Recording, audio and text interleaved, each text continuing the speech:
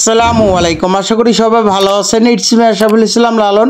আশরাফুল ইসলাম লালন Italy page এবং YouTube channel যে যেখান থেকে দেখছেন সবাইকে আন্তরিক ভালোবাসা ও অভিনন্দন। যারা ফেসবুকে থেকে দেখছেন ফেসবুক পেজটি লাইক ফলো শেয়ার দিয়ে এবং ইউটিউব চ্যানেলটি সাবস্ক্রাইব করে পাশে থাকুন, ধন্যবাদ। তো আজকে টপিকটি হলো যে ইতালি বিএফএস গ্লোবাল আজকে কি পরিমাণ রিটার্ন পাসপোর্ট, স্ক্যান পাসপোর্ট এবং কি নতুন অ্যাপয়েন্টমেন্ট পেয়ে বিএফএস গ্লোবালে কি পরিমাণ পাসপোর্ট সাবমিট করেছে এবং কি আরেকটি টপিক হলো যে আজকে কি পরিমাণ ভিসা ডেলিভারি দিয়েছে এবং কি আরেকটি টপিক হলো যে আজকে কি পরিমাণ রিজেক্ট দিয়েছে এবং আরেকটি টপিক যেটা হলো গুরুত্বপূর্ণ এবং কি প্রধান টপিক যেটা বর্তমানে আলোচিত সমালোচিত। তো ইতালি থেকে স্বরাষ্ট্রমন্ত্রী মাতেও পিয়ান্তোদোসি আসছে গতকাল যে 5 মে, আজকে 6 মে। তো এই 2 দিনের সফরে উনি বাংলাদেশে আসার পর বিভিন্ন মন্ত্রণালয় বিভিন্ন উপদেষ্টাদের সাথে বৈঠক করা হয়েছে। এখানে আমাদের প্রধান উপদেষ্টা ডক্টর মোহাম্মদ ইউনুস স্যারের সাথে ইতালি স্বরাষ্ট্রমন্ত্রী মাতেও পিয়ান্তোদোসির সাথে বৈঠক করা হয়েছে। তো এই বৈঠকে কি বলা হয়েছে এবং কি ইতালি স্বরাষ্ট্রমন্ত্রী মাতেও পিয়ান্তোদোসির সাথে স্বরাষ্ট্র উপদেষ্টার সাথে বৈঠক করা হয়েছে। এছাড়াও পররাষ্ট্র উপদেষ্টা তৌহিদ হোসেনের সাথে বৈঠক করা হয়েছে এবং কি আসিফ নজরুল যে আইনমন্ত্রী, তো আইন মন্ত্রণালয়ের যে আইন উপদেষ্টা ওনার সাথেও কিন্তু বৈঠক করা হয়েছে। তো এই যে বিভিন্ন মন্ত্রণালয় কি বৈঠকে কি বলল এই বিষয়টা নিয়ে কিন্তু আজকে ভিডিওগুলো থাকবে এবং কি আরেকটি টপিক যেটা হলো যে বিএফএস গ্লোবাল কল সেন্টারে কথা বলা হয়েছে ইতালি ভিসা ভুক্তভোগীদের সরাসরি কল রেকর্ডটা আপনারা শুনবেন। এখানে আজকে যে কল রেকর্ডটা মূল বিষয় যেটা আপনাদেরকে বিভিন্ন সময় বিভিন্ন রকম নাম্বার থেকে কল আসে। তো অ্যাপয়েন্টমেন্ট ভুক্তভোগী বলেন বা রিটার্ন পাসপোর্ট বা স্ক্যান পাসপোর্ট যেই ভুক্তভোগী বলেন বা ইতালি সকল ভিসা ভুক্তভোগী, এখানে ফ্যামিলি, ট্যুরিস্ট, বিজনেস, সিজনাল, তারপর নন সিজনাল, তো এই যে যে যে ক্যাটাগরিগুলো সব ক্যাটাগরি। তো মাঝে মাঝে আপনারা বিভিন্ন নাম্বার থেকে আপনারা SMS পান বা কল পান, তো কল ধরতে পারেন না। তো এটা আসলে বিএফএস গ্লোবাল থেকে কল দিল নাকি অন্য কোথাও থেকে কলটা আসলো, তো এই ব্যাপারে কিন্তু আপনারা ক্লিয়ার না। তো অনেক সময় আপনারা টেনশনে থাকেন যে অ্যাপয়েন্টমেন্ট ভুক্তভোগী তারা মনে করেন যে এই নাম্বারটা হয়তো বিএফএস গ্লোবাল থেকে কল দিয়েছিল আপনাকে অ্যাপয়েন্টমেন্টের পাইছেন বা এটা জানানোর জন্য, তো এই বিভিন্ন রকম টেনশনে থাকেন। তো এটা ক্লিয়ার করার জন্য বিএফএস গ্লোবালে কল সেন্টারে কল দেওয়া হয়েছিল সরাসরি ইতালি ভিসা ভুক্তভোগী ভাই এবং কি বিএফএস গ্লোবাল কর্মকর্তারা সরাসরি এটার একটা উত্তর দিয়েছে। তো এটা সম্পূর্ণ কল রেকর্ড তাদের মুখেই শুনবেন। তো এই বিষয়টা তারা ক্লিয়ার করছে। তো এটির জন্য আমি মনে করি যে পরিপূর্ণ একটা আপডেটের জন্য যে পরিপূর্ণ আজকে ভিসার আপডেট এবং কি আজকে বর্তমান পরিস্থিতি এবং কি কল রেকর্ডগুলো, এই জন্য ভিডিওটা বড় হয়ে যায়। তো আমি মনে করি যারা ভিডিও রেগুলার দেখেন তো আপনারা জানেন, তো আসলেই সারাদিনে একটা ভিডিও দেখলেই হয়, বেশি ভিডিও দেখা লাগে না। আমারটা দেখেন বা আরেকজনেরটা দেখেন, তবে পরিপূর্ণ একটা আপডেট। তো আপনাদের উদ্দেশ্যে কিন্তু আমি সারাদিন ওরকম ভিডিও ছাড়ি না, যেগুলো রিলস প্রতিনিয়ত আপডেট যেগুলো ওগুলো, কিন্তু সারাদিনের যে একটা আপডেট পরিপূর্ণ একটা আপডেট এটা কিন্তু প্রত্যেক দিন 6:30 সন্ধ্যা 6:30 বা সন্ধ্যা 7টা বাজে কিন্তু এই আমার আশরাফুল ইসলাম লালন ইতালি ফেসবুক পেজ এবং কি ইউটিউব চ্যানেলে কিন্তু ছাড়া হয় প্রতিদিনই। এবং আরেকটি বিষয় হলো যে আজকে 6 মে 2025 রোজ মঙ্গলবার। তো আজকে কিন্তু ইতালি অ্যাম্বাসির সামনে তো এই ফ্যামিলি ভিসা ভুক্তভোগী যারা আছে তো ওই আপুরা কিন্তু আজকে মানববন্ধন করছে। তো এটা আসলে মানববন্ধন করাটা ফলে অনেক ভালো হয়েছে, যেহেতু ইতালি থেকে স্বরাষ্ট্রমন্ত্রী মাতেও পিয়ান্তোদোসি উনি আসছে এবং কি উনি আসা উপলক্ষে আমাদের কিন্তু স্মারকলিপি দেওয়া হয়েছিল। তো ওই অনুসারে ওনারা কি কতটুকু বললো এই বিষয়টাও ক্লিয়ার করব এবং কি আজকে যে মানববন্ধনটা করছে এটাও কিন্তু একটা প্লাস পয়েন্ট। তো আমি যারা আপুরা যারা মানববন্ধনটা আজকে করছে ইতালি অ্যাম্বাসির সামনে, তো আপনাদেরকে ধন্যবাদ জানাই সকল ইতালি ভিসা ভুক্তভোগীদের পক্ষ থেকে যারা ওইখানে উপস্থিত ছিলেন। তো আসলেই আমরা মনে করি যে এই যে সমস্যাটা এটা কিন্তু সবার, তো এইটা আসলে উন্মুক্ত করব। এই বিষয়টা পিছনে অনেক কিছু লুকিয়ে আছে, কেন 2023 সাল এবং কি 24 সালের এই জটলাটা তারা এখনও লাগাই রাখছে। তারা কিন্তু 25 সালটা নিয়ে কিন্তু এখন অনেক দ্রুত আগাইতেছে, কিন্তু কেন এখানে কি ঢুকে আছে কেউ এখন সমাধান করতে পারতেছে না কেন? এই 23 সাল এবং কি 24 সাল নিয়ে কথা বলতেছে না কেন? বিভিন্ন মাধ্যমগুলা তারা কথা বলতে চায় না। মাধ্যম বলতে কি যে বড় বড় উপদেষ্টা বড় বড় মন্ত্রীরা এই বিষয়টা কিন্তু কথা বলতে চায় না, কেন কথাটা বলতে চায় না? তো এই বিষয়টা নিয়েও ক্লিয়ার করব। তো অনেকে এই থাম্বনেলে দেখছেন যে ইতালি স্বরাষ্ট্রমন্ত্রী 60,000 ভুক্তভোগীদের কি সুখবর দিল।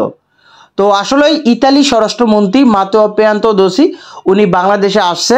তো ওনার আশাটা এটা আমাদের জন্য একটা সুখবর বলতে গেলে যে আমাদের একটা আশার বাণী। তবে এটাকে আমাদের কাজে লাগাইতে হইব কাদের, যে আমাদের অভিভাবক যারা আছে পররাষ্ট্র উপদেষ্টা, তারপর আপনার স্বরাষ্ট্র উপদেষ্টা, এই যে যারা আছে এবং কি আইনমন্ত্রী তারা আছে, তারা আমাদের অভিভাবক এবং কি আপনার আমার ট্যাক্সে তারা কিন্তু চলে। তো আমাদের পক্ষ হয়ে যেহেতু স্বরাষ্ট্র উপদেষ্টা মাতেও পেয়ান্ত দোষীর সাথে আপনার আমার সাধারণ মানুষের কথা বলার ওরকমভাবে প্লেস নেই বা আমরা কথা বলতেও পারবো না। তো যেহেতু তারা আমাদের অভিভাবক, তারা ওই হিসাবে কি আজকে কথা বলছে 2টা দিন, গতকাল 5ই মে, আজকে 6ই মে, এই 2টা দিন সফরে যদি উনি আমাদের ব্যাপারটা যদি ক্লিয়ার না করে তাহলে কিভাবে সম্ভব এই ভুক্তভোগীদের যে একটা জটলা লাগিয়ে রয়েছে। কিন্তু দেখেন, আপনি দেখেন গতকাল স্বরাষ্ট্রমন্ত্রীর সাথে কথা বলা হয়েছে জাহাঙ্গীর আলম স্বরাষ্ট্র উপদেষ্টা যেটা, তো ওনার সাথে যে কথাগুলো বলা হয়েছে উনি কিন্তু ওরকমভাবে অবগত না। 60,000 ইতালি ভিসা ভুক্তভোগীদের যে সমস্যাটা এরা কিন্তু অবগত না। আমার কথা হলো কি যে তুমি বাংলাদেশে চাকরি করো, ইতালি থেকে একজন গণ্যমান্য ব্যক্তি আসবে, ইতালি থেকে যেহেতু আসতেছে তো আমার বুঝতে হবে যেহেতু আমি বাংলাদেশে একটা অধীনে বা আমি উপদেষ্টা হিসাবে আমি আসি, তো বাংলাদেশে দেখতে হবে যে কোথায় ইতালি রিলেটেড সমস্যাটা আছে, এটাকে খতিয়ে একটা নোট করতে হইব যে যেহেতু স্বরাষ্ট্র উপদেষ্টা আসবে তাকে আমার এই কথাগুলো তুলে ধরতে হইব। তো তারা জানে যে লিবিয়া দিয়ে যায় বা ওই যে বাইপাস করে যে যায় লোকগুলো, এটা তো তুমি জানো।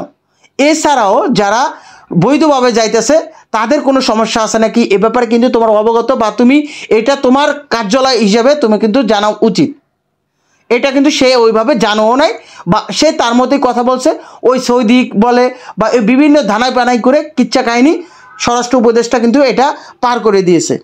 এখানে আরেকটা যেটা হলো যে আইনমন্ত্রী আসিফ নজরুলের ব্যাপারটা দেখেন, ওনারা আপনারা কিন্তু নিউজগুলো দেখছেন, বড় বড় চ্যানেলগুলোতে নিউজ হয়েছে। আসিফ নজরুল করলো কি যে আছে না জর্ডান, এই জর্ডান নিয়ে মানে দেখেন তার পাশে একজন স্বরাষ্ট্রমন্ত্রী যে ইতালি স্বরাষ্ট্রমন্ত্রী মাতেও পেয়ান্ত দোষী তার পাশে বসা, তার সামনে বা তার পাশে বসাইয়া সে করতেছে কি যে জর্ডানে কেমনে কি করবে, জর্ডানে এই করে এলাইবো সেই করে ফেলাইবো, মানে আমার যে এখন যে ভাষাগুলো টোনগুলো খারাপ করতে মন চাইতেছে এটা তো আসলে করতে পারতেছি না। তো আসলে তার পাশে ইতালি একজন স্বরাষ্ট্রমন্ত্রী, তো তার বিষয়ে তার যদি ভালো মন্দ তোমার দেশে যে ইতালি ভুক্তভোগী তার সে তো সেটা শুনবে, তোমার ওই যে ওই দেশের যে জর্ডানের ব্যাপারটা তো সে শুনতে আসে নাই। আমরা যদি না বলতে পারি, দেখেন স্বরাষ্ট্র উপদেষ্টা উনি আসছে এটা ভালো, ওনাকে যদি আমরা না বলতে পারি এবং কি আমাদের সমস্যাটা যদি না তুলে ধরতে পারি, সে কি আমাদের সমাধান করতে পারবে? আরে ভাই, ক্লাসে যদি আপনি পড়া না বোঝেন আপনি তো বলতে হইব যে স্যার আমি এই জায়গাটা বুঝতেছি না, আপনি না বুঝলে কীভাবে বুঝাইবো আপনারে?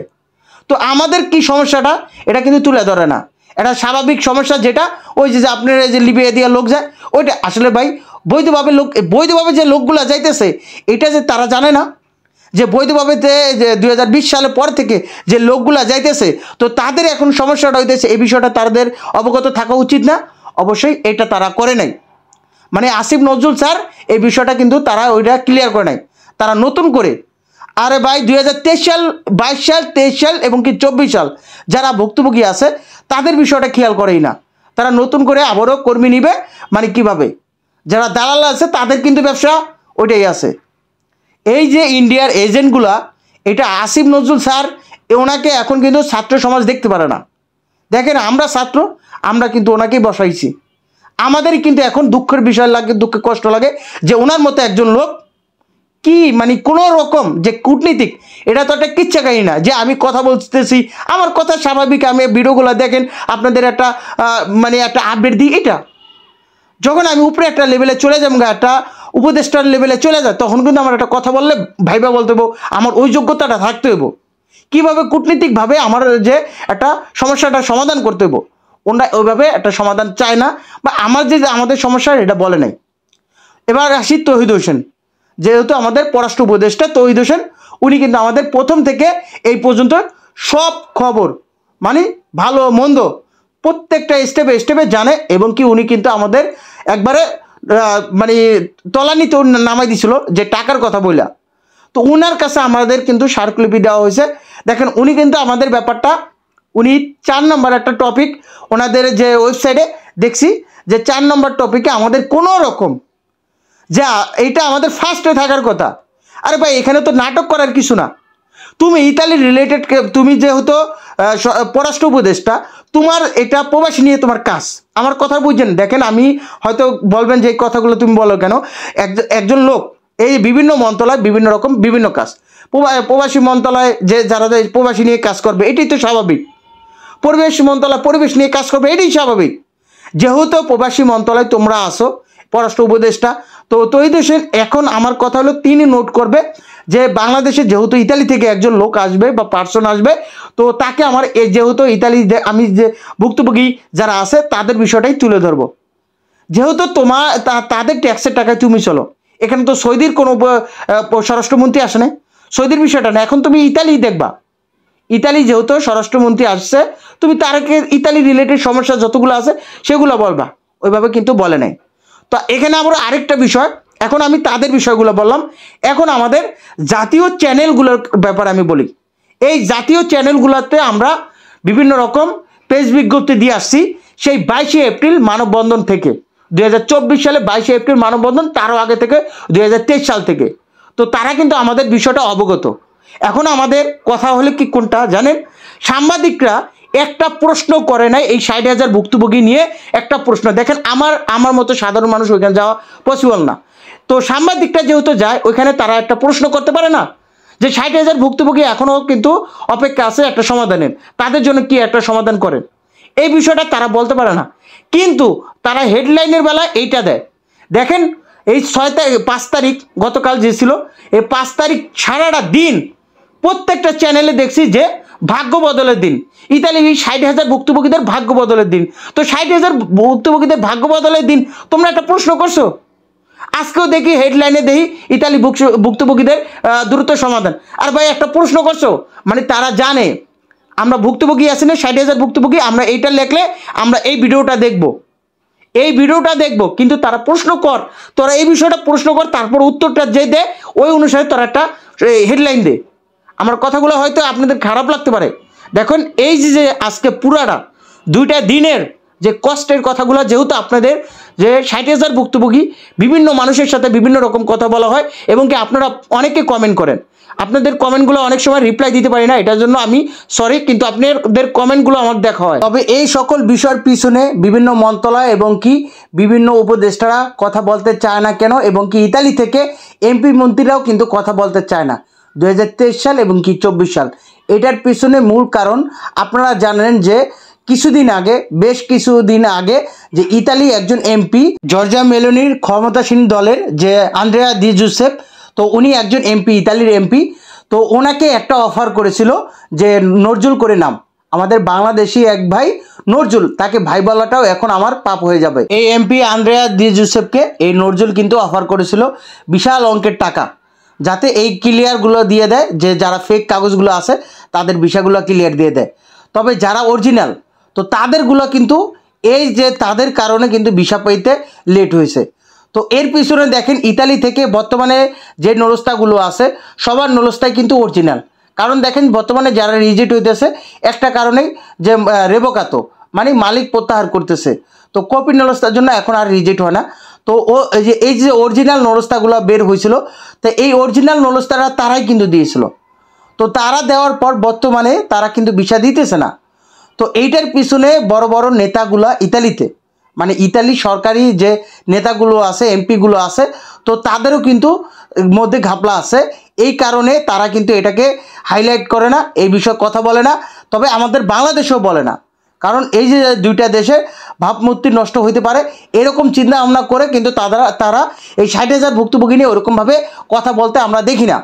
নতুন কিভাবে কর্মী নিবে এইটাই সবসময় দেখতেছি, সেই 2023 সাল থেকে 24 সাল, মানে তারা তখনও নতুন কর্মী 23 সালেও কিন্তু মানুষ নলস্তা পায় বা এই বিষয় নিয়ে কথা বলে না, তাদের মুখে শুধু নতুন কর্মী। কিন্তু যারা বর্তমানে কর্মী বা যারা যে ভুক্তভোগী আছে তাদের বিষয়ে কথা বলতে দেখি না। তো এর পিছনে খতিয়ে দেখা উচিত, যারা প্রশাসনের ভালো লোকগুলো আছে তাদের উচিত যে এখানে কি ঘাপলাটা আছে, 60,000 ভুক্তভোগীদের নিয়ে এরকম নাটক শুরু করছে কেন, এবং কি 2টা দেশই, ইতালি থেকেও করতেছে, বাংলাদেশ থেকে তো কোনো কথাই বলতেছে না। এখানে ইতালি তারাও কিন্তু এটার সাথে সংযুক্ত এবং কি ইতালিয়ান মালিকরা। তবে সর্বশেষ একটাই কথা বলবো, এটার পিছনে বড় কিছু লুকিয়ে আছে। তো এতে করে দেখেন ফ্যামিলি ভিসাও, যারা আমরা মনে করি যে ফ্যামিলি ভিসা ভুক্তভোগী, তারাও কিন্তু 2024 সালে জমা দিয়ে কিন্তু এখনও 25 সালে যারা জমা দিতে আছে তারা কিন্তু 1 মাসে ভিসা পাই যেতেছে, 2 মাসে ভিসা পাই যেতেছে। তো তাদের কেন আটকে রাখছে? তারা তো ডকুমেন্টগুলো অরিজিনাল দিছে এবং কি তাদের হাজব্যান্ড ইতালিতে থাকে, তার ওয়াইফকে নিবে বা তার ছেলে মেয়েকে নিবে। তো এখানে তো ডুপ্লিকেট হওয়ার কিছু নাই। তারপর তারা প্রাথমিক একটা যাচাই বাছাই করে বা যেই হোক বা তাদের কার্যক্রম অনুসারে তারা যাচাই বাছাই করে নিবে। তাই বলে কি 1.5 বছর 2 বছর অপেক্ষা করাইবে? এটা কিভাবে সম্ভব? এটা কি মেনে নেওয়া যায়? তো তারা এটা অজুহাত। ওয়ার্ক ভিসার কথা বলতে গেলে তারা বলে যে অতিরিক্ত ফেক কাগজ জমাইছে। আর ভাই ফ্যামিলি ভিসা তাহলে বুঝেন যে আপনার ওয়ার্ক ভিসা যারা আছেন তারা একটু চিন্তা ভাবনা করেন, যদি ফ্যামিলি ভিসা নিয়ে যে এরকম জটলাটা লাগায় রাখে তাহলে ফ্যামিলি ভিসা কী দোষ করছে? তো এটা শুধু ওই যে অতিরিক্ত ফেক কাগজ জমা দেওয়া, এতে কিছু না, এটা একটা বাহানা। তারা ইচ্ছা করলেই তারা একটা সমাধান আনতে পারে, কিন্তু তারা এর পিছনে বড় কিছু লুকে আছে। আসলে এটা আমরা এখনও খালি চোখে দেখতে পারতেছি না। এখন ওই যে একজন এমপি, তো উনি যেহেতু সঠিকভাবে কথাগুলো বলছে এবং কি নজরুলের যে অফার দিছে ওই অফারে সে রাজি হয় নাই, তার ফলে কিন্তু আমরা একটা ভালো মন্দ কিছু জানতে পারছি। তো সবাই একটা বলবো যে সবাই আল্লাহর উপর ভরসা রাখুন এবং কি এই বিষয়টা খতিয়ে দেখতে হইব এবং কি আমাদের কঠিন একটা জবাব দিতে হইব। আমাদের মানববন্ধন, অনশন যেটাই বলেন, আমাদের এটাকে সবাইকে নিয়ে, সকল ইতালি ভিসা ভুক্তভোগীদের নিয়ে একটা সমাধান খুঁজতে হইব। আসলে কি করলে আমরা একটা সমাধান পাবো? তো আসলে বর্তমানে ভিসা দিতেছে, তবে 2025 সালে অগ্রাধিকার বেশি। তারাই কিন্তু সব ফ্যামিলি ভিসা বলেন, ট্যুরিস্ট ভিসা বলেন এবং কি স্পন্সর, এগ্রিকালচার যেই ক্যাটাগরি বলেন, 2025 সালের ভিসাগুলো বেশি হইতেছে। তো আজকে ভিসার আপডেট হলো যে 6 মে 2025 রোজ মঙ্গলবার। তো আজকে মোট রিটার্ন পাসপোর্ট, স্ক্যান পাসপোর্ট এবং কি নতুন অ্যাপয়েন্টমেন্ট পেয়ে বিএফএস গ্লোবালের পাসপোর্ট সাবমিটের সংখ্যা ছিল 50টি প্রায়, মোট রিজেক্টের সংখ্যা ছিল 19টি প্রায়, মোট ভিসার সংখ্যা ছিল 46টি। এর মধ্যে ফ্যামিলি ভিসা 13টি, এগ্রিকালচার ভিসা 25টি, স্পন্সর ভিসা 5টি, ডোমেস্টিক ভিসা একটাও হয় নাই, ট্যুরিস্ট ভিসা 2টি, বিজনেস ভিসা একটাও হয় নাই, স্টুডেন্ট ভিসা 1টি। তো আসলে এই দেখেন, এই যে ভিডিওর মধ্যে যারাই যায়, আমি বলি আগেও বলছি এখনও বলতেছি, এখন বর্তমানে যারা বিএফএস গ্লোবালে যায়, যারা পাসপোর্ট সাবমিট করতে যায় তারাও কিন্তু 100% ভিসা, এবং কি যারা পাসপোর্ট ডেলিভারি আনে, যে পাসপোর্ট সাবমিট করার পর রেডি ফর কালেকশন এসএমএস পায়, তো তারাও কিন্তু 100% ভিসাই, যেহেতু পাসপোর্টটা সাবমিট করতে বলছে। তো আবারও আপনাদেরকে মনে করাই দিই যে যাকেই বলবে যে your visa ready, request your passport BFS global submit, যারা স্ক্যান পাসপোর্ট এবং রিটার্ন পাসপোর্ট আওতায় আছেন, তো আপনাদের পাসপোর্টটা সাবমিট করতে বললেই 100% ভিসা। এবং কি যারা অ্যাপয়েন্টমেন্ট ভুক্তভোগী আছেন, তো আপনাদের মেন পাসপোর্টটা সাবমিট করতে বললেও আপনাদেরও কিন্তু 100% ভিসা। এবং কি এখন কিন্তু ঢালাওভাবে ওইভাবে কিন্তু অ্যাপয়েন্টমেন্ট দিতেছে না। যারা অ্যাপয়েন্টমেন্ট মানে ডকুমেন্ট ঠিক আছে, যাচাই বাছাই করে সকল ডকুমেন্ট ঠিক থাকার পর ভিসা পাওয়ার যোগ্য মনে হয়, তাকে কিন্তু মেন পাসপোর্টটা সাবমিট করতে বলতেছে। তবে আপনাদেরকে একটা জিনিস মনে করাই দিতে চাই, যারা স্ক্যান পাসপোর্ট, রিটার্ন পাসপোর্ট এবং কি অ্যাপয়েন্টমেন্টের ভুক্তভোগী আছেন, সকলের উদ্দেশ্যে একটাই আমার কথা থাকবে যে আপনাদের মাধ্যমের সাথে একটু যোগাযোগ করেন। আপনার মাধ্যম যদি আপনার ডকুমেন্ট সব কিছু ঠিক রাখে, আপনি একদিন আগে পরে আপনি 100% ভিসা পাবেন। যারা রিটার্ন পাসপোর্ট এবং স্ক্যান পাসপোর্ট এবং কি অ্যাপয়েন্টমেন্ট ভুক্তভোগী যারাই বলেন, একই প্রসেসে কিন্তু ইতালি থেকে যাচাই বাছাই কমপ্লিট হওয়ার পর আপনাকে যদি ডকুমেন্ট ঠিক থাকে তখনই কিন্তু আপনার মেন পাসপোর্টটা সাবমিট করতে বলবে। তো এটাই বলবো যে আপনাদের মাধ্যমটা ঠিক রাখতে বলেন। এখন দেখেন, আপনার ইতালি ভিসা পাইতে হলে কি কি ডকুমেন্ট লাগবে, এটা আসলে স্বাভাবিক। একটা ডকুমেন্ট, একটা পাসপোর্ট বানাইতে কি কি ডকুমেন্ট লাগে, এটা স্বাভাবিক। আপনার সকল ডকুমেন্ট ঠিক দিলে সে কিন্তু আর আপনাকে ওই যে পাসপোর্টটা সঠিকভাবে কিন্তু আপনি পেয়ে যাবেন। যখন আপনি একটা ডকুমেন্ট দিবেন না, তখন কিন্তু আপনার কাছে ডকুমেন্টটা চাইবে। যখন আপনি ওই ডকুমেন্টটা দেখাইতে পারবে না, তখন কিন্তু আপনি এই পাসপোর্টটা আর দিবে না। তো এরকমই আপনি যখন ইতালি ভিসার জন্য জমাইছেন, তো ইতালি যে ভিসা পেতে হলে মালিকের কি কি ডকুমেন্ট লাগে এবং কি আপনার যে মালিকের কি কি যোগ্যতা থাকা দরকার, মালিকের কি কি আলেজ্য এবং কি মালিকের যে ট্যাক্স আইডি সব কিছু ঠিক থাকা, এবং কি আপনার নামে ইতালি বাসা ভাড়া যেটা আলেজ্য বলে, তো বাসা ভাড়া আছে নাকি, সকল ডকুমেন্ট মানে ঠিক থাকলে মনে করেন যে ক্যাটাগরি আওতায় আছে, যে ইতালি ভিসাটা পাইতে হলে এই ডকুমেন্টগুলো ক্লিয়ার থাকতে হইব। যদি এই সব ডকুমেন্ট ক্লিয়ার থাকে, আপনি কিন্তু 100% ভিসা পাবেন। তবে এখানে আসে যে একটা বিষয়, যে অনেকের আলেজ্য ম্যাচ 1 বছরে থাকে, 6 মাসে থাকে, আলেজ্য ম্যাচ চলে গেছে গা। তো আলেজ্য ম্যাচ চলে গেলে আপনাকে ওই তারাই কিন্তু পেপুতরা থেকে মেল করবে যে আপনি আলেজ্যটাকে রেনু করে দিতে। অনেকে কিন্তু রেনু করে দিছে, তো তারা কিন্তু ভিসা পেয়েছে। তো এটা নিয়ে আপনার টেনশন করার কিছু নাই, তবে আপনার মালিক অ্যাক্টিভ থাকতে হইব, তাহলে কিন্তু সব কিছু সমাধান হয়ে যাবে বা একদিন আগে পরে ভিসা পাবেন। তো এখানে আজকে যে একটা কল রেকর্ড আছে, তো কল রেকর্ডটা শুনুন এবং কি ভিডিওর সাথে থাকুন। এর সাথে কাজগুলো করা হচ্ছে, সেক্ষেত্রে আমরা আশা করছি যে অ্যাজ সুন অ্যাজ পসিবল একটি আপডেট পাওয়ার সম্ভাবনা রয়েছে। জি ভাই, ওই আপনার আবার একটা শুনলাম যে আগে যে ইমেল সিস্টেমটা ছিল, এখন আগে আপনারা ফোন করে তাদের জানাই দিবেন যে অ্যাপয়েন্টমেন্টের ব্যাপারে মেল মানে বিষয়টি হচ্ছে অ্যাপয়েন্টমেন্ট যখন হচ্ছে আপনার নুলোসিটি আপডেট আমাদের সেন্টারে চলে আসবে, তখন হয়তো আপনাকে ওভার দ্য ফোন কলের মাধ্যমে অথবা আপনাকে মেইলের মাধ্যমে বিষয়টি জানানো হতে পারে। যে কোনো একটি মাধ্যমে আপনাকে অবশ্যই আপনার সাথে যোগাযোগ করা হবে। যে আমার ফোন দিলেন, আমি ধরতে পারলাম না বা বুঝলাম না আপনাদের নাম্বার, তাহলে ওই ক্ষেত্রে আমার কি করণীয়? ওকে স্যার, সেক্ষেত্রে আপনি যখন আপনাকে যদি কল করা হয়ে থাকে, সেক্ষেত্রে আপনি যদি রিসিভ করতে না পারেন, আমাদের সেন্টার থেকে আপনার সাথে আবারও যোগাযোগ করা হবে। সেক্ষেত্রে স্যার বিষয়টি হচ্ছে আপনার যে নাম্বার এবং মেইল অ্যাড্রেস ইউজ করেছেন সেটি অবশ্যই প্রতিনিয়ত চেক আপে রাখতে হবে স্যার।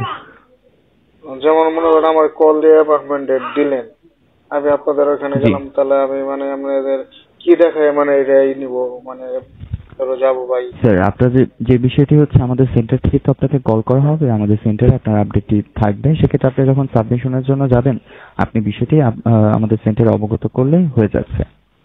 মানে আমার যেমন গতকাল রাতে একটা নাম্বার থেকে কল আসছে যে মনে করেন যে অন্যরকম একটা নাম্বার, তো আমি মনে করেন যে বুঝতেছি না এটা কিসের নাম্বার, তাহলে কি আমি মানে কিভাবে বুঝবো যে মানে কি ধরনের নাম্বার থেকে আপনাদের ওখান থেকে কল আসতে পারে? স্যার এই বিষয়টি তো আমাদের এখান থেকে কনফার্মলি বলা পসিবল হচ্ছে না, যেহেতু আমাদের সেন্টার থেকে আপনাকে কল করা হবে। সেক্ষেত্রে স্যার যখন আমাদের সেন্টার থেকে আপনাকে কল করা হবে, আপনি কলটি পিক যদি করতে না পারেন, সেক্ষেত্রে আপনি পুনরায় সেই নাম্বারটিতে একবার কল করে ট্রাই করবেন। আদারওয়াইজ স্যার আপনি যদি কলটি মিস করে ফেলেন, সেক্ষেত্রে আমরা বলতে পারছি না যে আপনি আমাদের সেন্টার থেকে আপনাকে কল করা হয়েছিল বা হয়নি। এই বিষয়টি তো আপনি বুঝতে পারছেন না, তাই না? জি, সেক্ষেত্রে আপনি যদি আননোন কোনো নাম্বার দেখে থাকেন, সেক্ষেত্রে অবশ্যই কলটি পিক করার ট্রাই করবেন। যে আমি ওটা মানে কল দিতেছি কিন্তু কল যায় না, মানে শুধু কল আসছে, আমি কল দেওয়ার চেষ্টা করছি কিন্তু কল ঢোকে না। বুঝতে পেরেছি। তাহলে ওকে স্যার, সেক্ষেত্রে আপনি জি বলুন। সেক্ষেত্রে আমি কি করতে পারি? যেমন হতে পারে আপনাদের এম্বাসির নাম্বার কল যাচ্ছে না, তাহলে আমি সেক্ষেত্রে কি করতে পারি? স্যার বিষয়টি তো আমাদের এখান থেকে কনফার্মলি বলা পসিবল হচ্ছে না, তবে আপনাকে কিন্তু অবশ্যই নাম্বারটি ফলো আপে রাখতে হবে যে আমাদের সেন্টার থেকে কিন্তু আপনাকে কলও করা হতে পারে অথবা মেল করা হতে পারে।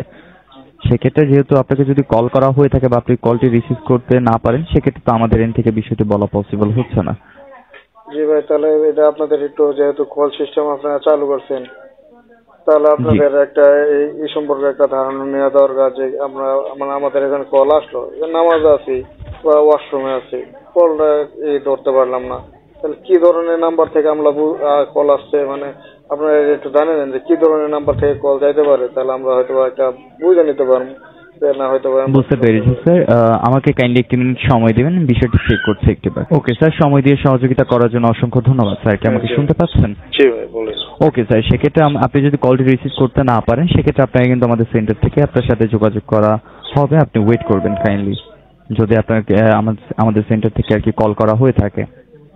জি বুঝতে। এখন তো আমি মানে শুনলাম যে আপনারা মানে সময় খুব কম দেন, যেমন আজকে সন্ধ্যায় ফোন দিয়েছেন, কালকে এমন আছে যে মেল সিস্টেম দেখলাম আজকে সন্ধ্যায় মেল আছে, কালকে আমার জমা দেওয়ার তারিখ। সেক্ষেত্রে মনে হয় আজকে সন্ধ্যায় আমার ফোন দিলেন, আমি রিসিভ করতে পারলাম না, তারপরে যদি মানে তাহলে কি মানে কোনো ডেটের কোনো সমস্যা হয়ে কিনা, নাকি আপনাকে 2-3 দিন আগে ফোন দিবেন কিনা? এটা স্যার বিষয়টি হচ্ছে আমাদের সেন্টার থেকে আপনাকে যেই ডেটটি দেওয়া হবে সেই ডেটে আপনাকে সাবমিশন করতে হবে। বাট বিষয়টি হচ্ছে আমাদের যেহেতু স্লটগুলো খুব লিমিটেড হয়ে থাকে, সেক্ষেত্রে স্যার আপনাদেরকে কিন্তু খুব কম টাইমের মধ্যে আপনাকে যে ডেটটি দেওয়া হবে সেই ডেটটি সাবমিশন করতে হবে। জি ওটাই তো বললাম যে মনে করেন যে আপনারা তো কম সময় দেন, যে আমার সন্ধ্যায় ফোন দিলেন, আমি কোনো কারণে পিক করতে পারলাম না, মানে যে আপনারা তো মেইল দিবেন না, অনেকে শুধু কলের মাধ্যমে জানা দেওয়া আসতেছে, মেল আসতেছে না, শুধু কল দিয়ে জানিয়ে দেওয়া হচ্ছে। তো সেক্ষেত্রে তো আমি যদি দু একবার ফোনটা না পিক করতে পারি তো তখন তো তাহলে আমি মানে জানি আমার কালকে জমা ডেট, আমার ফোন দিতেন, তাহলে আমি সেক্ষেত্রে কি করব? আমার তো সমস্যা থাকতেই পারে, ফোন নামাজে থাকতে পারি, ওয়াশরুমে থাকতে পারি, বা কোনো ব্যক্তিগত কোনো প্রয়োজনীয় কাজেও থাকতে পারি। বুঝতে পেরেছি স্যার, বাট আপনাকে অবশ্যই কিন্তু কল করা হবে। যদি কল করা হয়ে থাকে আপনাকে অবশ্যই কলটি পিক করতে হবে স্যার। সেক্ষেত্রে আমাদের এখান থেকে বলা পসিবল হচ্ছে না যে আপনি যদি কলটি না পিক করেন সেক্ষেত্রে আপনি কিন্তু অ্যাপয়েন্টমেন্ট ডেটটা মিসও করতে পারেন। সেক্ষেত্রে আপনাকে সেই জন্য আমি রিকোয়েস্ট করবো যে আপনি কাইন্ডলি যদি কোনো আননোন নাম্বার থেকে কল এসে থাকে আপনি কাইন্ডলি কলটি পিক করার ট্রাই করবেন।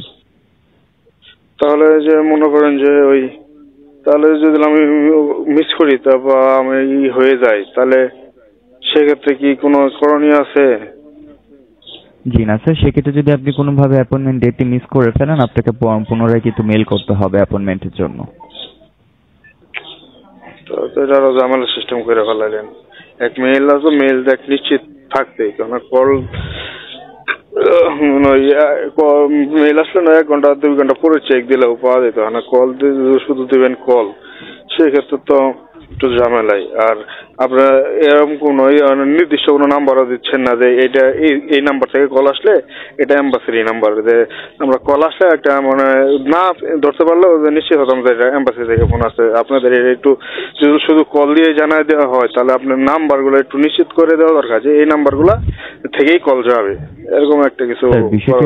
স্যার বিষয়টি হচ্ছে যেহেতু আমাদের সেন্টার থেকে আপনাদেরকে কল করা হবে সেক্ষেত্রে কোন নাম্বার থেকে করা হবে সেটি আমাদের এখান থেকে স্যার কনফার্মলি বলা পসিবল হচ্ছে না।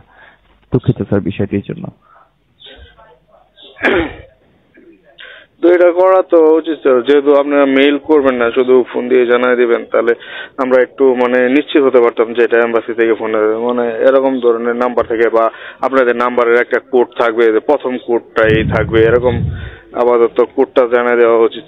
তো স্যার বিষয়টি হচ্ছে আপনাদের কি কোনো আননোন নাম্বার থেকে কল করা হতে পারে, সেক্ষেত্রে নাম্বারটি কি নাম্বার হতে পারে সেই বিষয়টি তো আমাদের এখান থেকে বলা পসিবল হচ্ছে না, কারণ আমাদের সেন্টার থেকে আপনাকে কলটি করা হবে। সেন্টার থেকে যেহেতু আপনাদের বিএফএস থেকে কল দেওয়া, আপনারা তো বিএফএস এর চাকরি করেন, এই ইনফরমেশনটা দয়া করে নিয়ে আমাদের একটু জানান যে আমাদের নাম্বারের কোড এইটা, পুরো নাম্বার না হোক আমাদের নাম্বারের কোড থাকবে এরকম এরকম একটু আমাদের ডিটেইলস দেন। স্যার নাম্বারটি মূলত র্যান্ডম হয়ে থাকে, তো সেক্ষেত্রে আমি এক্স্যাক্টলি আপনাকে বলতে পারছি না যে কোন নাম্বার বা কি ধরনের কোডের মাধ্যমে আপনাকে কলটি আসতে পারে। সেই জন্য আমি আপনাকে বলছি স্যার যে আপনি যদি কোনো র্যান্ডম বা আননোন নাম্বার থেকে কল পেয়ে থাকেন সেক্ষেত্রে কলটি রিসিভ করার ট্রাই করবেন। আচ্ছা, ধন্যবাদ। Most welcome sir. ফার্দার সকল প্রকার আপডেটের জন্য কাইন্ডলি আমাদের ওয়েবসাইটটি ফলো আপে রাখবেন। আপনাকে অসংখ্য ধন্যবাদ। ভিএফএস গ্লোবাল ইটালি ভিসা হবে। তো কল রেকর্ডটা শুনলেন। তো কল রেকর্ডের মধ্যে একটা টপিক আসলো, যেটা হলো যে যদি কোনো কারণে আপনার অ্যাপয়েন্টমেন্টের জন্য আপনি মেল পান নাই, তবে কল পাইছিলেন, তো কলটা ধরতে পারেন নাই, তো আপনি ওই তারিখ মতো জমা দিতে পারতেছেন না। মনে করেন আজকে আপনি 6 মে, তো আজকে কল দিছিল, তো আপনি কলটা রিসিভ করতে পারেন নাই, 7 মে জমা দেওয়ার ডেট, তো 7 মে আপনি ওইরকমভাবে মিস্টেক করছেন। তো এখানে যে বিএফএস গ্লোবাল কর্মকর্তা বলল যে 7 মে যদি মিস্টেক হয়ে যায় আপনাকে নাকি নতুন করে আবারও অ্যাপয়েন্টমেন্ট নিতে হবে। সম্পূর্ণ এরকমটা না। দেখেন বিএফএস গ্লোবাল যে কল সেন্টারে তারা অনেক সময় অনেক রকম কথা বলে, বা তারা ওইরকমটা জানে না। আমার কাছে এইটাই দুঃখের বিষয়, যখন বিএফএস গ্লোবাল তারা আজকে সারাদিন কার্যক্রমটা কি হবে, আগামীকাল কিভাবে কাজটা পরিচালনা হবে, বা নতুন নোটিশে কি বললো বা কি আশায় বিষয়, এটা কিন্তু তাদের মিটিং করে আগে থেকে ক্লিয়ার করে বসা উচিত। যে আজকে সকালবেলা একটা কফি খেয়ে অফিসে বসে পড়লো, তো বিএফএস গ্লোবালে যারা ইতালি ভিসা ভুক্তভোগী আছে তারা কল দিল, সে সুন্দর মতো তার মতো করে বানায় বলে দিল, ওইটা তো হইল না। অলরেডি বিএফএস গ্লোবালে কীভাবে কাজটা হইতেছে ওইটার প্রতি তার জ্ঞান থাকতে হইব, এবং কি আজকে কার্যক্রমটা কীভাবে পরিচালনা হইব এটা তার কিন্তু আগে থেকে ধারণা থাকতে হইব। এখন দেখা যাইতেছে আমরা কল সেন্টারে কল দিই, বিএফএস গ্লোবালে আরেক রকমভাবে কাজ করতেছে, কিন্তু কল সেন্টারের সাথে এবং কি বিএফএস গ্লোবালের কাজটা তারা মিল রাখে না, বা মিল মতো কথা বলতে পারে না। তো এই জন্য আপনাদেরকে একটা জিনিস ক্লিয়ার করা, এখানে বলা হয়েছে যে যদি তারিখ মিস্টেক হয় সে নাকি আবার নতুন করে অ্যাপয়েন্টমেন্ট নিতে হবে ডেট মেল করে, কিন্তু ওইরকমটা না। তো আপনারা জানেন যে আমি বিগত ভিডিওর মধ্যে বলছিলাম যে এখন তো চলে মে, তো এপ্রিল মাসে যে 23 তারিখে উনি অ্যাপয়েন্টমেন্টের জন্য মেল পায় 24 তারিখে জমা দেওয়ার। তো উনি হলো মালয়েশিয়া, বুঝলেন, কিন্তু 24 তারিখে জমা দেওয়ার ডেট ছিল, উনি কিন্তু মালয়েশিয়া। তো উনি মালয়েশিয়া থেকে আস্তে আস্তে ওনার সময় লেগে গেছিলো, তো উনি হয়তো 28 তারিখে আইসে, 29 তারিখে উনি জমাইছে। ওনাকে কোনো রকম কোনো কিছুই প্রশ্নও করে নাই, কিছুই করে নাই। এটা কিন্তু আপনাদেরকে আমি ভিডিওর মধ্যে বিগত ভিডিওতে বলছি। তবে এখন কল রেকর্ডে যেটা বললো যে আপনাকে নতুন করে আবারও অ্যাপয়েন্টমেন্টের জন্য মেল করে নিতে হইব, আরে না, এরকমটা না। দেখেন আপনি অ্যাপয়েন্টমেন্ট পাইছেন মানে কি 100% ভিসা, তো আপনার ভিসাটা গ্রিন সিগন্যাল ইতালি থেকেই হয়ে আসছে। হ্যাঁ, হয়তো আপনি জমা দিতে পারেন নাই কারণ এক্সপিরিয়েন্স সার্টিফিকেট লাগে বা বিভিন্ন ডকুমেন্ট আপনাদের প্রয়োজন হয়, তো অনেক সময় সবাই গুছাইতে পারে না, তো একদিন সময় হয় লেট হয়ে যায় বা 2 দিন সময় লেট হয়ে যায়। তো আবার অনেকে আছে যে মিডল ইস্ট রাষ্ট্রে চলে গেছেন, তো অ্যাপয়েন্টমেন্টের জন্য মেল করে বসে না থাকা, তো তারা কিন্তু ওই যে রাষ্ট্র থেকে আইসা কিন্তু অনেকে সাবমিট করছে, এরকম আছে। আমার ভিডিওগুলো দেখতেছেন না, আপনাদের মধ্যেও অনেকে আছে যে 2-1 দিন পর সাবমিট করছে। তো স্ক্যান পাসপোর্ট ওইরকম, আপনি ওরকম 2-1 দিন পর যদি সাবমিটও করেন সমস্যা নাই, কিন্তু তারা যে এরকমভাবে দুরকম কথা বললে কিন্তু মানুষ ভুল ভ্রান্তির মধ্যে পড়ে যাব। তো এই দুরকমভাবে কথা বলা আসলে এটা এভাবে কথা বলাটা উচিত না। তাদের কিন্তু এখানে ঠিক করা উচিত, যেহেতু বিএফএস গ্লোবালে কীভাবে কার্যক্রমটা করে এবং কল সেন্টারে কীভাবে তাদেরকে যারা ওই যে ভুক্তভোগীরা তাদেরকে কীভাবে সেবাটা দিবে, এটা কিন্তু তাদেরই নিশ্চিত করা উচিত। তো এটা হতাশ হওয়ার কিছু নেই, যারা কল ধরতে পারবেন না বা আপনারা অবগত না থাকবেন, তো একদিন পরেও জমা দিতে যদি টের পান আপনারা জমা দিতে পারবেন, সমস্যা নেই। যেহেতু জমা দিছে, দেখেন এখানে আমি আপনি বলবেন যে তুমি কোনো দলিল প্রমাণ ছাড়া কথা বললা বা এরকমটা না। দেখেন ওই যে আপনাদেরকে বললাম প্রুফ সহকারে 23 তারিখে অ্যাপয়েন্টমেন্ট মেল আসছে, 24 তারিখে জমা দেওয়ার, 29 তারিখে সে দিয়েছে 29 তারিখে জমা, মানে 28 তারিখে উনি বাংলাদেশ আসছে, 29 তারিখে ওনাকে একটা প্রশ্নও জিজ্ঞেস করে। তো এইটুকুই বলবো যে আজকে ভিডিওটা বড় হয়ে গেছে, তবে পরিপূর্ণ সব কিছুই কিন্তু কথাগুলো তুলে ধরছি। এতদিন সাথে থেকে ভিডিওটি দেখার জন্য আপনাদেরকে অসংখ্য ধন্যবাদ। আপনারা সুস্থ থাকুন, ভালো থাকুন, আল্লাহ হাফেজ, আসসালামু আলাইকুম।